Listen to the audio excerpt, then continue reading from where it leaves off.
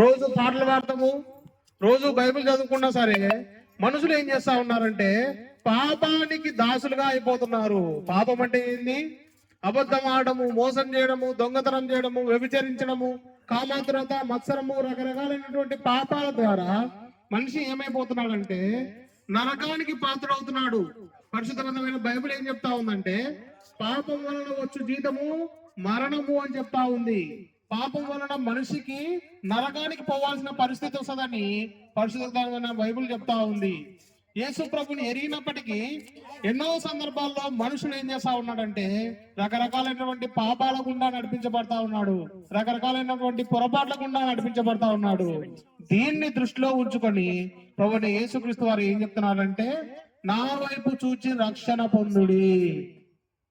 యేసు ప్రభు వారు నిన్ను నన్ను క్షమించడానికి, నిన్ను నన్ను రక్షించడానికి, నీ పాపాలు నా పాపాలు తుడిచివేసి నిన్ను నన్ను నూతనమైనటువంటి వ్యక్తిగా తీర్చిదిద్దడానికి భూమి మీదకి వచ్చినాడు. ఎక్కడి నుంచి వచ్చినాడంటే పరలోకము నుండి తండ్రి కుడిపాశమున కూర్చున్నటువంటి ధన్యతను వదులుకొని పాపులైన నీ కొరకు నా కొరకు ఆయన భూమి మీదకి మనుష్య ఆకారంలో వచ్చి నీ కొరకు నా కొరకు తన శరీరంలో ఉన్న రక్తాన్నంతా చిందించి నిన్ను నన్ను నీతిగా చేయడానికి ప్రభువైన యేసుక్రీస్తు వారు భూమి మీదకి రావడం జరిగింది. ప్రియుడా, యేసు ప్రభు అంటే నాకు తెలుసు, నేను చర్చికి వెళ్తాను, పాపాలు చేసుకుంటూ పొరపాట్లు బ్రతుకుతున్నావా?